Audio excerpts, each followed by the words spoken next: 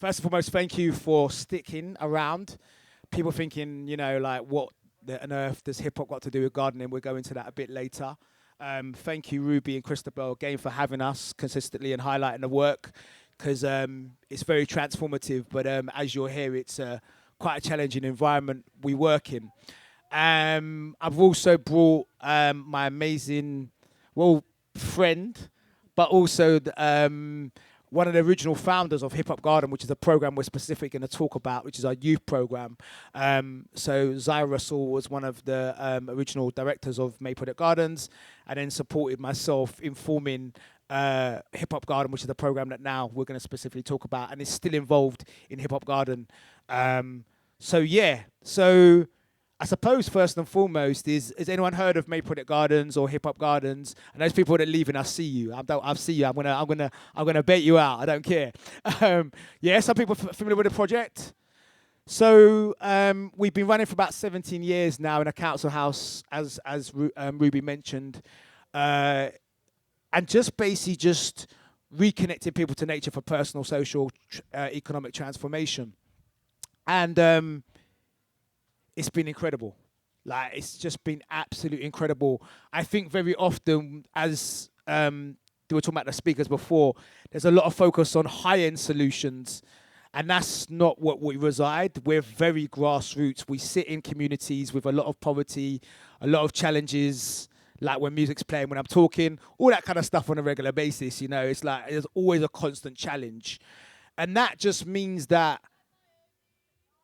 the work we do and the approach we do is slightly different, and it's always centered around people, but particularly those people that don't really, voices are not heard or not seen, etc., etc., etc. So that's the context. I'm going to pass you on to Zaira Rasool. Zaira, is that Zaira? Which one is it? Yeah, I'm Zaira. Ian got the correct pronunciation. I've been involved with May Project for many, many years. I met Ian when the project was just like a volunteer-run community garden, and then we worked for many years to grow it into what it is today.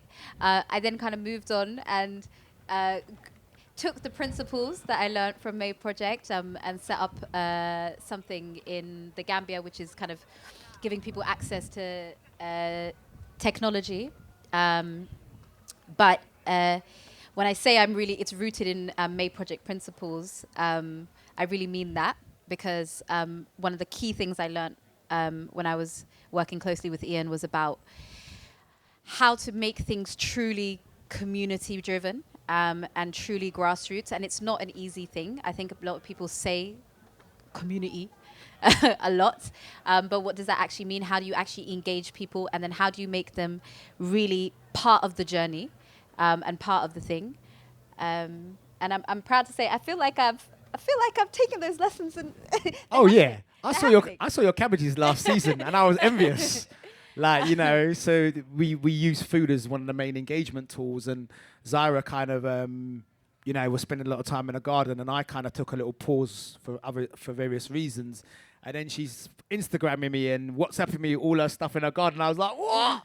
How did you like it? It's so impressive. So, yeah. That was just one of my personal pursuits. But anyway, and then with Hip Hop Garden, one of the key things that Ian and I worked on together was developing Hip Hop Garden, which is an education model combining nature and music to educate young people around sustainability, around food growing. But the key thing is, the key driving force is that you're using kind of creative methods to engage young people in these matters that we're talking about, but also bringing into it an understanding of how they can benefit their own personal transformation, whether that is their well-being or economic. And what I mean by that is, what can I do with this skill? What can I do with this knowledge? The reality, especially in a city, London, is you need money to live. I know that's a reality everywhere, but really is a reality in a city, London.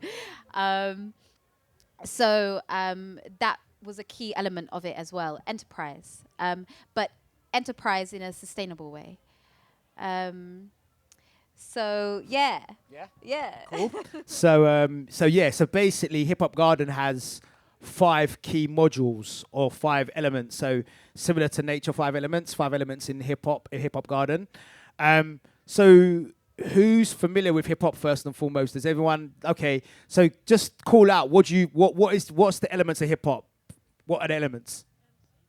MC. What else? Just shout out. Go. B. Beat. Yeah. DJing. What else? Breaking. Yep. What else? Graffiti. Yep.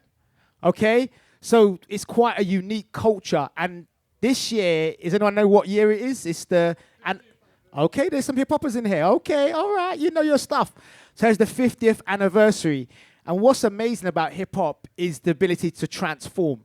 So that's why we use it as a creative tool for young people.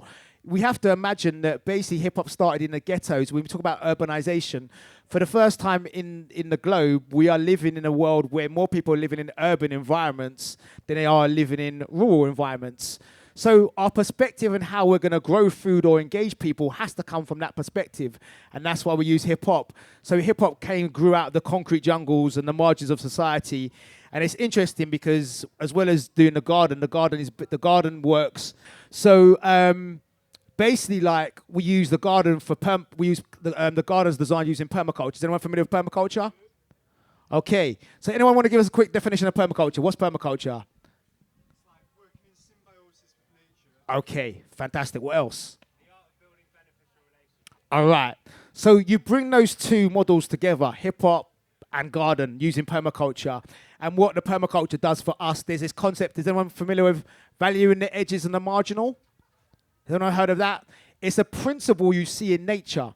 Whenever you see ecosystems on the edge, or when two ecosystems meet, that's when the most innovation happens. So if you apply that same principle to people on the edge of society, that's where the most innovation happens. And we can testify to that through our program called Hip Hop Garden as well. So the 5 modules, the 5 elements are, as Zaira said, well-being. We always start with the well-being of our young people before we even get into actually the delivery of the program. Where are they at? Are they functioning well? We've got some sad stories to tell, unfortunately, today. But we've also got some positive news. So well-being is really important. And as Zaira said, the entrepreneurship is crucial. If you look at the disparity between rich and poor, and it's interesting that it's increasing despite the awareness of climate change and environmental issues, the disparity is becoming greater. So although we're very lucky here to be in medicine and we're surrounded by lots of people that, fully engage with this conversation, you talk to some people that we work with, particularly young people, they're like, they don't even know what climate change is and how it's relevant to them as well. So it's really important from that perspective. And then we have hip hop, as I mentioned, as a tool for PR, for evaluative tools, but also for promotion as well. Then we have, let's forget this one. We have an event called Can We Grow? So we bring them together to basically create an event. And the last cohort of young people that we worked with in Bristol put on an event, specifically in Bristol, and they managed to attract 150 people from the black and brown sector, environmental sector. The reason why they did that is because the environmental sector is the second or the least diverse next to farming. So they wanted to address that issue, and they did a very good job as well. And then the third, the food, of course. Food is fundamental as well. So we always have an element of food, whether it's cooking or growing. So that's the kind of 5 elements as well. Yeah? Should we talk a little bit about maybe some of the actual programs? Actually, any questions before we move forward? Because we don't want to get into a teacher session. Any questions? Come on, feedback, comments. So the 5 elements of what? Well-being, employability and entrepreneurship, food, hip-hop, and event management, or Can We Grow? So those are the 5 elements as well. And they work across, within that, there's different, as Zaira spent hellish weeks with me, my dyslexic brain trying to figure out what I'm trying to say and what I'm trying to do. Zaira helped me basically formulate it so it could be understood in the more formal settings. Question at the back and then we'll go. How do people come to you, or do you kind of go out and find people? Do you want to answer that one? Yeah, so it's taken different forms over the years. So when it was first developed, we developed our whole curriculum. So it's a curriculum, and one of the first places that we ran it was in a youth club in South London, in an area called Loughborough Junction, which is right next to Brixton, but it's behind Brixton. We ran it there for 3 years, and it was a journey. And I'll talk about that in a moment. So that was one kind of way of doing it. We also went into an estate and did it there, also in South London, which was more, that was more like young boys. This was all ages. And that's when we started learning that this can be applied not just for the youth, but, for older people like to write hip hop too. But what's been great is since those early days, it turned into a real specific program that we thought could really work well with young refugees. And at that point, we started inviting those young people to the May Project Gardens site. And I think that was the most beautiful place for it to happen, because that's the heart of the project. And it was a beautiful group of young people to run that project with. Yeah, so probably the most challenging group of young people that we work with when we talk about well-being. These young people have been completely displaced from their families, their communities. They've lost everything. And they come, we wanted to play a track, so if we haven't got the band to play a track, but if you go to our website or go to the Bandcamp, you can hear a song called Freedom Now. And they're talking about their journey coming to the UK. That's when we use the hip hop. So for them, it wasn't specifically about the food per se. It was about the ability to use a safe space and a green space and the garden to make them feel comfortable to talk about their traumas and their pain. And they did it through the track called Freedom Now. And it's just a really beautiful thing to use music in that way, in a way that basically actually allows them to basically like a therapy. So that was that. And then off the back of that, we're very aware of the disparity economically. So I don't know if refugees get, I think if anyone knows, I think they get like £30 a week to live on. Like that's, what was it? It's about right? £5 a day. You try living on £5 a day. In London, can you imagine it? Like, they've just come from a place they've lost everything and they're given £5 a day.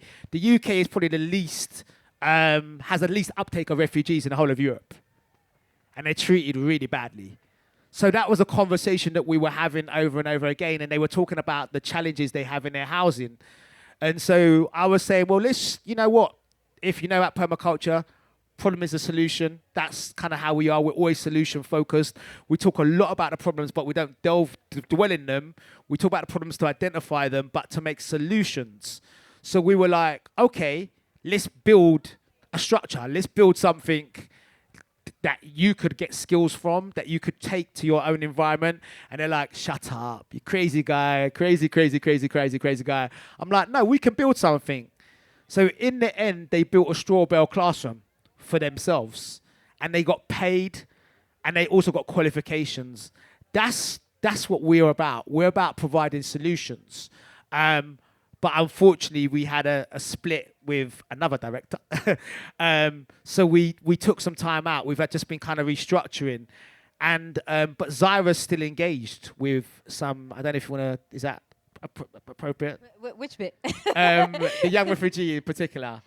We'll talk about that later. Okay, cool. Yeah. So basically, we just started actually re-engaging with the young refugees as well. So we've gone back to the main youth club where they're at, and we're literally starting again. We always kind of grab them through the creative arts, if that makes sense. We always go into with a creative element because we don't want to tell them about the doom and gloom of climate change and, it's just depressing. So I want to give you like a few examples, a few stories. So for example, when we were running it in the youth club I was telling you about in South London, our kind of like pilot program, which we ran then for 3 years. One of the things was so most of these young people and the young people, the age group that we were working with was like maybe like 10, 9, 10 up until 15. So this is we talk about refugee group. This is the other group. This is Marcus Lipton. We're going back to. So these are like South London inner city boys. So that's who we're talking about now. One of the things we started doing is introduce so we've got these 5 elements of the hip hop garden, but we'll use different ones based on the group and what we think fits. So with that one, we used food as like the in. We started introducing plant-based food to these young people. to great response, right? So they weren't really very happy about it because they were used to getting Nando's every Friday. And then we changed all of that. But then by the end of it, not only were they cooking the plant-based food, and preparing it and everything for themselves and the whole of the youth club, but some of them were giving up chicken. Yep. They actually... We did it. We got them to give up chicken. Yeah. People were, and then we started taking them out into the community and running community cafes and cooking the community plant-based cuisine. And then they start seeing that, oh, people will pay money for this cuisine. And then you start showing them pathways and alternatives to the things that they might normally go by, and start seeing that actually, oh, there's more to this world. So that's just like one example. Obviously, we also did food growing with them. We created a track with them and did a music video, which was great. I wish we could play it for you, but it's all on the website. So that's just like a little bit of a flavor of like how it works and how it grows. And what's important to understand is, what we're trying to do is something that's not it's hard. So you've got to be a bit flexible about how exactly you do it and based on the group that you're working with. Maybe you can talk a little bit about like the refugee group and what shape that took. Yeah. So again, talking about the garden, again, we use this notion of the garden permaculture, observe and interact. So when we go into a community space with the young people, it was actually Zaira who had, with Marcus Lipton, had much more engagement with the young people because she was a female. She's very bubbly and energetic. They were like, oh, she's really cool. Whereas me, they thought I was a policeman. They just thought I was the feds. They were like, every week, yeah, it's feds. Like, feds are police, basically. So they thought I was a policeman coming into there. It's their way of creating a defense so they don't engage with me. Do you know what I mean? But I remember the moment that it switched. And it was a time when they were talking about my trainers. And obviously they have the latest trainers, the most fashionable trainers. They were probably worth more than everything that I've gotten at the moment. And they were like, oh, we like your trainers. Obviously joking, do you know what I mean? Because they weren't the latest trainers. But I was like, do you want a pair?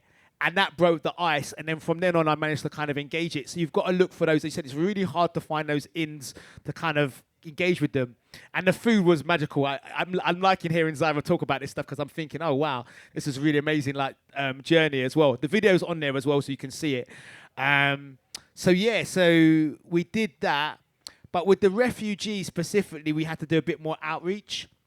And we went to a place called Darrow Youth Club, where a lot of them is called Injera Club. Again, food, that theme. So basically, a lot of the young people do not have spaces where they can kind of actually just be themselves and be comfortable and just have their community. So Darrow basically have food every week. They create food for them. They have activities as well. And so what we did was we did music for them. And actually, off the back of the music, they were like, okay, this sounds really interesting. They were kind of like really interested in the music. By the way, we do it at a garden. And they were like, oh, music in a garden. This sounds interesting. And it was actually Amir, one of the most, it's on camera, one of the most interesting young people. Do you know what I mean? but yet probably the most talented young person that we've met. Like, his talent is incredible. But he'd been through a lot of stuff. He's been through a lot of stuff, seen a lot of horrific stuff. Won't mention it because camera's filming, so I won't mention the stuff. Do you know what I mean? But it's horrible, and so that impacted him in a lot of the ways, and that's why I'm being mindful about talking about him in the cameras on, because I want to be respectful as well.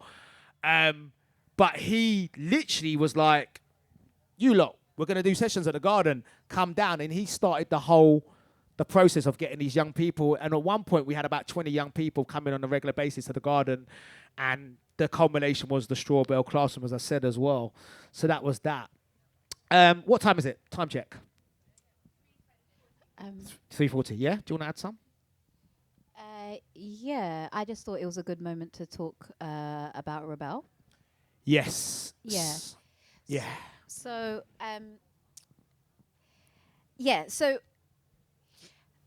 one of the key missions of the organization and the work is, we're working with young people who've been through a lot, and when we're working with the young refugees, like, it's really, really complex stuff that we're working with. So, the focus is creativity. You're kind of inspiring them with different ways that they can kind of make pathways for their life. But, before anyone can even think about getting a job, they have to kind of deal with whatever's going on within them. And if you've gone through the sort of things that some of these young people have gone through, it can be hard to take that step before you've resolved some of the emotional stuff. So the emotional stuff is also really important. I know that, we were doing kinds of like retreats and things like that as well through the process, to hold space for that and to kind of create bonding. So, Ian gave an example of Amir, another young man, Rebel. He was one of the leading people in terms of the garden. He was just great at the garden. And actually it's because he grew up around it. Back in Eritrea, his mum was working on the farm, so he knew from a young age about agriculture, but then obviously he wasn't really doing it. And then when we started working with him, he just picked it up and got really, really into it. He used to say he used to dream of the garden. Remember, he used to go away, he used to dream of coming back to the garden. Do you know what I mean? So yeah. Yeah. And then after I kind of left working with May Project, he actually started coming to my garden. I had a garden for a bit, and he actually helped me create that garden. He would be like, "Oh look," he'd be like, "Oh, your garden's looking good." I'm like, "It's not my garden, it's your garden," because he really created everything in that, and it was beautiful. It was really beautiful.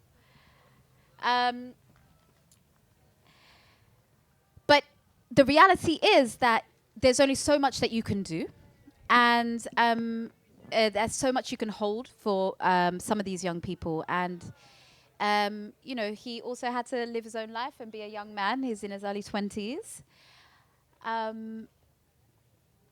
So sadly, one of the things that can happen in London is someone a young person who has so much or can do so much needs a lot of support. And sadly with Rebel, and maybe the support network wasn't there enough for him. He went missing. How long now? How long? 10 days ago. And yeah, it's really, really sad to see. And one of the challenges we have with the work that we do is that we try to build an environment of positivity and of aspiration, but we have to constantly balance it with the realities of the system that we're existing in. And I really say that word system with emphasis, because what I see in the circumstances around Rebel's situation is he's someone who had a lot of potential but got lost in a system that is not focused, it's not human-centric. So anyway, Yeah. Yes, it you know, and it's interesting because we try and keep it as positive as possible, but the reality of working in a city, this is stuff that happens. So we talked about the refugees; these are not isolated incidences. So, for example, with Marcus Lipton, there was a fatality there. So the reason why we stopped working there, we went. One of the reasons why we started working with the refugees is because actually there was a fatality, and the youth club closed down, and that's where we work. And so it's very interesting that you see this massive growth in these organizations that are working with young people, particularly in the inner city, but yet we don't get the support and funding and support and the investment to do this work, and this stuff happens. And it's like you see the amazing possibility. Tupac called it the rose that grows out of concrete. Like we see it time and time again, but we struggle to do that balancing act of trying to procure funding and delivery. It's impossible. We shouldn't have to be struggling to do that. We should just be doing a delivery. That should be our focus. And then more recently, I don't think I told you, we just started working in St. Paul's in Bristol, another area of where there's challenges. And literally, I was there a week, and we had to move the centre because there was a fatality there. So, like the system, you talked about it, there is a systematic thing. When you see one thing happening, like maybe death or isolation or a loss, then you can say it's an isolated incident. But this has happened within our program 4 times.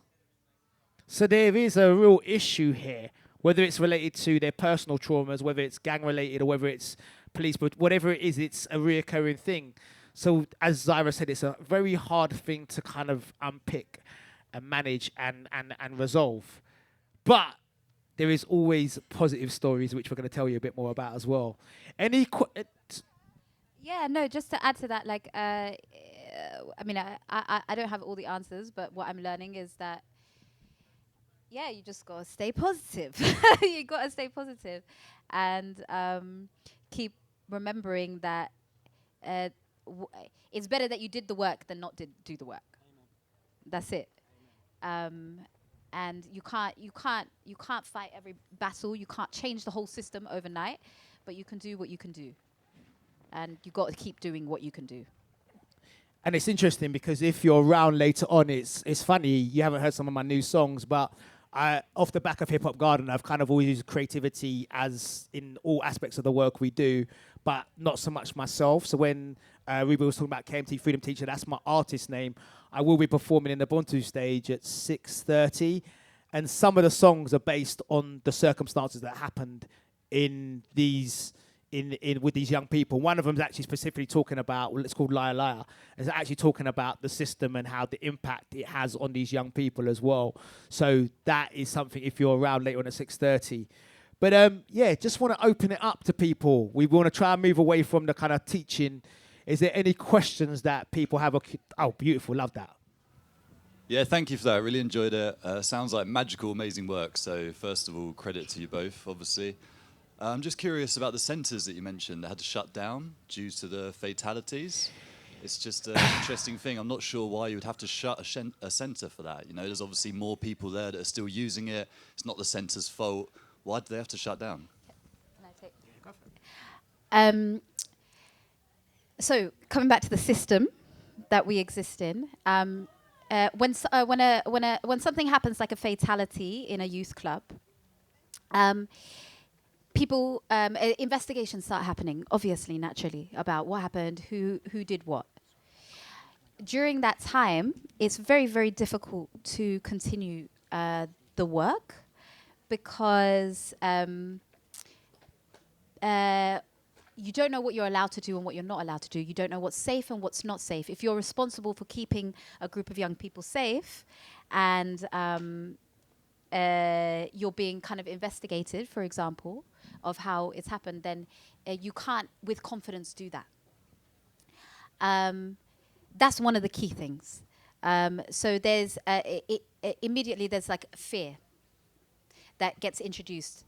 And the easiest thing is to say, young people, stay at home, please. Also, it's like if from the other side of it, if you as a group of youth workers or the manager are saying, no, we feel confident that we can keep these young people protected after something like that happened. You have to be really confident. Yeah? Because if anything happens again, yeah, it's you that did it. So that's that's the short answer. And it's interesting because even before that fatality happened, it happened on Halloween. Do you remember that day? So literally, like they were in an estate. So there is rival. There is this. I don't want to trivialize the issue, but there is rival gangs basically in that area. So the rival gang, when it was, and you could feel the energy. I remember that day. You could feel the energy in the club just feeling a little bit darker. It was Halloween, so it was kind of like they were kind of allowed to bring in masks, but you could just feel when we came in, it was just like, it was a bit edgy. And then basically, what happened? So there was fireworks being let off outside, which basically got the young people kind of to come out and like, what's going on? And then unfortunately, that someone got stabbed that night. So it is a dangerous environment that we're working in. Like, you know, it's not. As I said, I call it. It's not for the faint-hearted. But as we said, like these young people ended up becoming. As I said, when you see it in the video, one person became a vegan off the back of our program. Another person basically was feeding. I remember that as such a beautiful thing when they fed the local community. Because I remember this conversation with an elder person chatting to the young person. They don't really, because they have a fear of each other. And I just remember just her saying, oh, this little boy, him cooking the food. And I was just like, oh my God. Like, it was so beautiful to see like how she saw him in a different light. You know, like rather than being, it's that kind of thing where you perceive someone, so you don't talk to them and you keep hold of your perceptions and it just stays the same. If anyone's watched City of God, there's a perfect scene in there where the black guy from the favelas is looking at this white guy going, oh, you gringo, da da da da da. And he's looking at this guy from the favelas going, oh, look at this guy from the favelas. Like, and they're thinking, and they chat and they get on and they become best friends. Not saying it always works like that. That's just a film. It's obviously a film. But the point being, unless you have the dialogue, you don't know where people are coming from, different people, different experiences. So, yeah, that's really important. Yeah, so did anyone have any other questions? Great. Beautiful.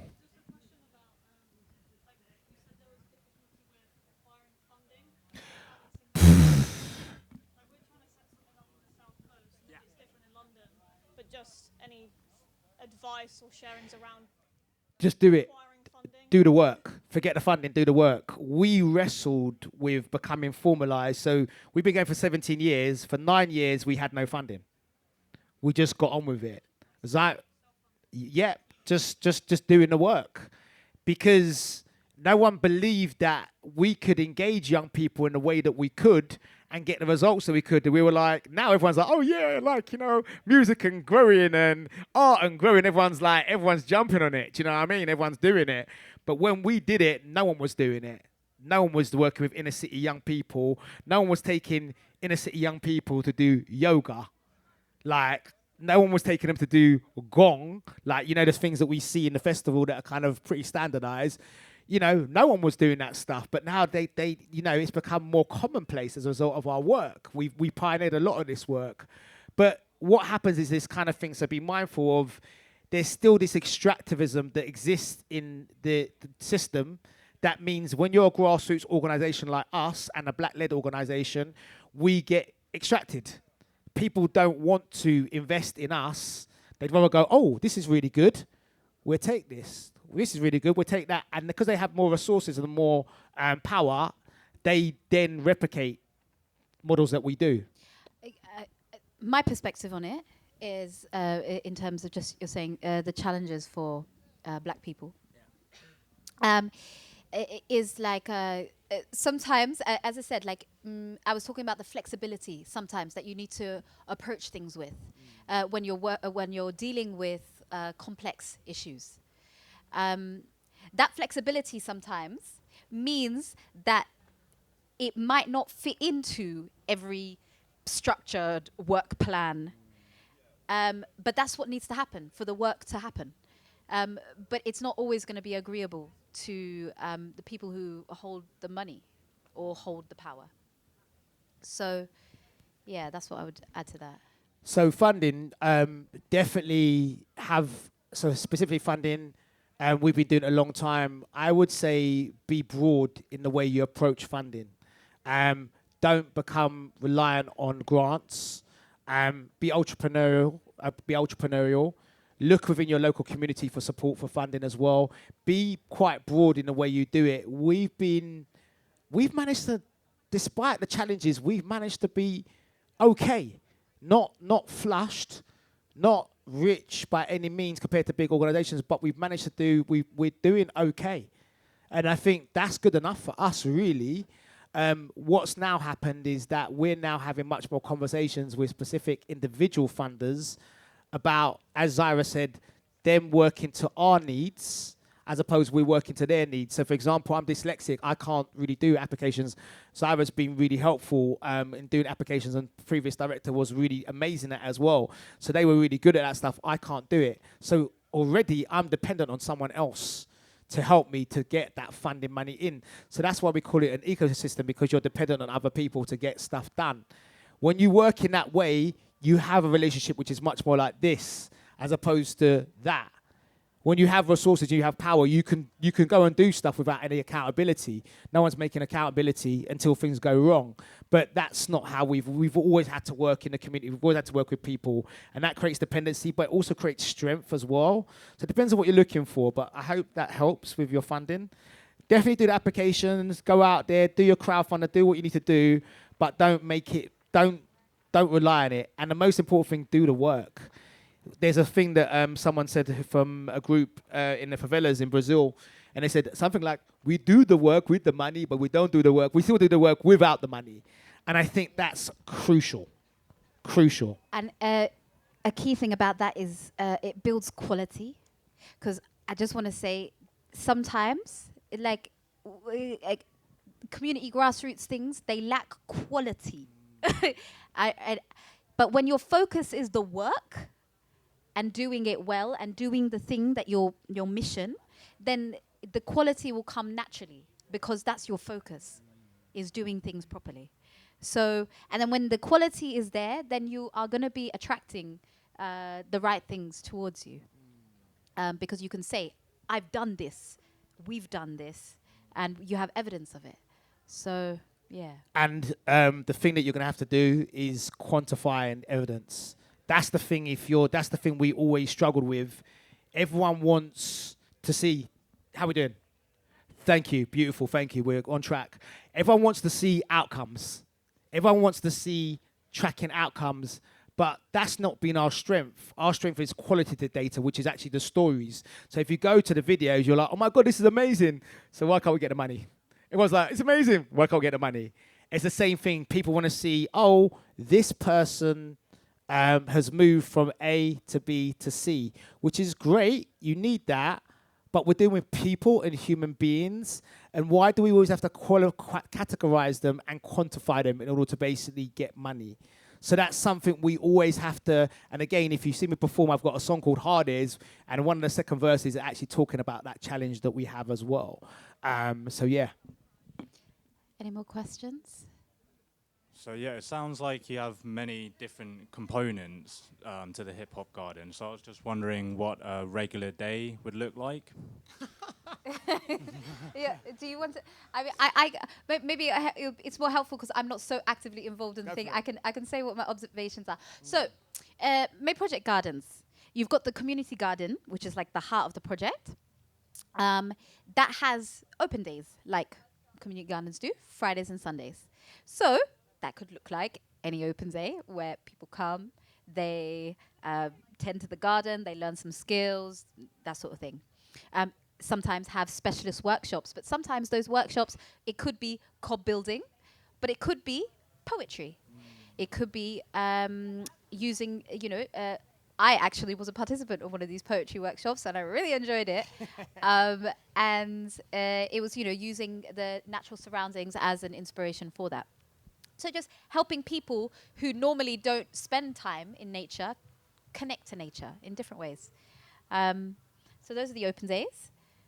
It could be going out to a youth club, a school even, doing workshops, you know, kind of the youth stuff that we were talking about. It could be engaging people who are more like, I guess, like work in companies and things like that. Bring them to the space and get them to understand, you know, connect them to nature and all of that, but also give them a fresh perspective on their maybe central London life. Yeah, and then doing things like this, just trying to spread the word and informing people. That's what I observe. Yeah, no, I think you're spot on. It is. I think this is why we call it. We're moving much more into this notion of ecosystems being mentioned a lot more, but actually working in that way, looking at the work from a perspective of the ecosystem as opposed to, you know, a department or a skill set, because actually it is a much more organic way. It started, as Zaira said, in the garden, and that is nature is the basis of how we work. Like, it's a very organic way of working. And it's very interesting because everyone, when we talk about nature, they always talk about, I heard someone talk about technology earlier, like nature's the best technology ever. That's how we got the internet. Like, it is the most sophisticated form of technology out there. Like, you know, you have this thing called, not biophilia, what's the thing? There's this technology, biomimicry, where people go out and basically replicate nature products. So, you know, the tape thing, like, you know, that you stick on, like, to stick stuff on your clothes and stuff, that's come from nature. That's an insect that they used it from. So that is biomimicry. So nature is the most advanced form of technology. So by using it, fully embedding nature into the design of all our programs, means that it has to work, and it does work. But we're still not at a stage where, you know, for example, my office is outside in the garden. That's where I work. It's a lifestyle. It's not just a segregated thing as well. So, yeah, I think that's time, unless there's any more questions from anyone. One last question for anybody? No? So if anyone's, great. If anyone's interested, we've got some cards with our details in there as well. And yeah, thank you once again for giving us a space to talk about Hip Hop Garden. And yeah, one final request. I know it's a slightly sad note, but as I said, Rebel, this young man, is missing. If anyone is linked up to any social media pages or platforms that might be able to help, find him. I know it's basically it's like you don't know where he could be, so it could be anything. But if you think of anything, please let me know. I've got some posters here which has details of what you need to do or what information you might need. So yeah, thank you.